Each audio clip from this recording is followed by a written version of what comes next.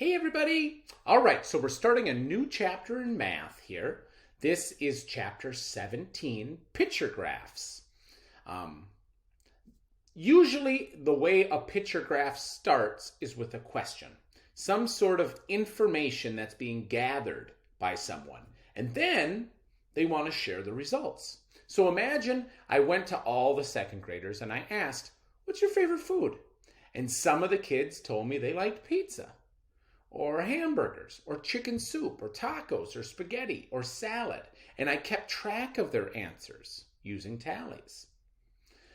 Then, when I'm done, I can turn that information into a chart or a graph. And some of that has been done for us, and some of it we will do together today. So, for example, I went to the zoo and I kept track of how many animals I saw. Okay?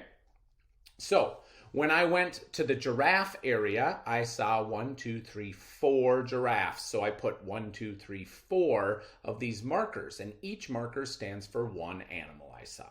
So I saw 4 giraffes. I'm actually going to put a 4 somewhere around here, just so it's easier to tell, right? When I went to the monkeys, it was 1, 2, 3, 4, 5, 6, 7, 8, 9, 10, 11, 12 monkeys. It's a lot of monkeys. Probably the most you can tell very quickly just by looking at the graph. That's one of the advantages of a graph, is you can see really quickly which ones are most and which ones are least, right? How many zebras did I see? 1, 2, 3, 4, 5, 6, 7, 8, 9, 10 zebras. And lions, 1, 2, 3, 4, 5, 6 lions. So there were 5 different kinds of animals: giraffe, monkey, elephant, zebra, lion. These labels are going to be on every graph. They're going to label the categories. Look for that.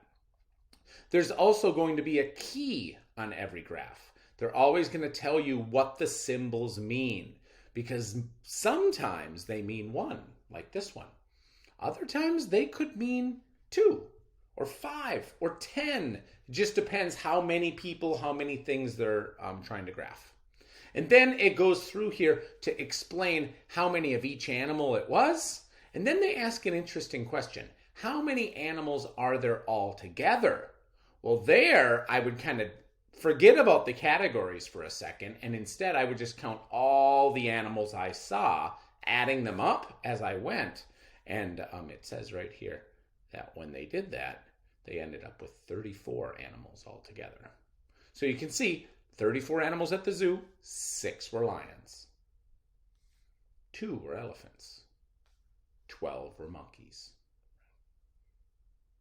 This should feel like something you've done before, at least a little bit, in first grade.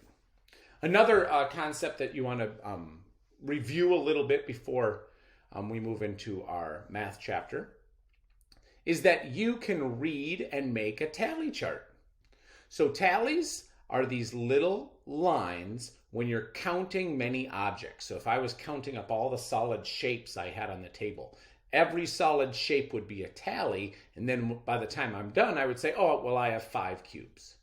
Here are my cylinders. I have 3 cylinders. I have lots of rectangular prisms. I have 5 and then 5 more. 5 plus 5 is 10 altogether. Tallies kind of go together like that so that they're easy to count if you have many of them. I just had 2 spheres and I have 4 pyramids. So again, if I wanted to, I could add all these numbers up and talk about how many shapes Kelly has altogether, right? I could add up the numbers. And in fact, you see them doing that right down here. They're adding up 5 and 5, and they got 10 or whatever they're doing. 24 is the answer they came up with.